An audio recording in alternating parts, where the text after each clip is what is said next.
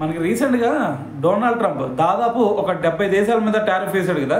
So మరి దాంట్లో మన ఇండియా మీద చూసుకుంటే ఏకంగా 25% టారిఫ్ వేశాడు. సో దాని తర్వాత మరి పాకిస్తాన్ మీద చూసుకుంటే కేవలం 19% టారిఫ్ వేశాడు కదా. మరి ఇవన్నీ కాకుండా మరి హయ్యెస్ట్ ఏ దేశం మీద వేశాడు అంటే మనకి బ్రెజిల్ దేశం గుర్తొచ్చింది.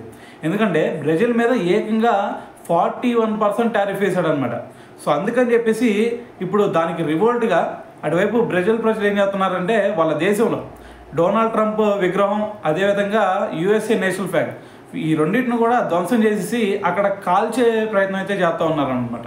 అయితే మరి ఇదంతా పక్కన పెడితే మరి మన ఇండియా పరిస్థితి చూస్తే మన మీద 25% టారిఫ్ వేసాడు కదా ఫస్ట్లో.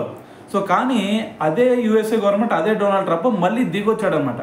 సో ఏం చేశాడు అంటే మనకి వాళ్ళ దగ్గర ఏవైతే డిమాండ్ ఎక్కువ ఉన్నాయో సో వాటి మీద టారిఫ్, అంతకుముందు టారిఫ్ ఏదైతే ఉండిద్దో అదే కంటిన్యూ అయితే అని చెప్పాడు. దాని తర్వాత వాళ్ళ దగ్గర ఏదైతే ఎక్కువ డిమాండ్ లేదో సో వాటి మీద మాత్రం 25% టారిఫ్ విధిస్తున్నాం అని చెప్పేసి ఒక స్టేట్మెంట్ ఇచ్చారనమాట.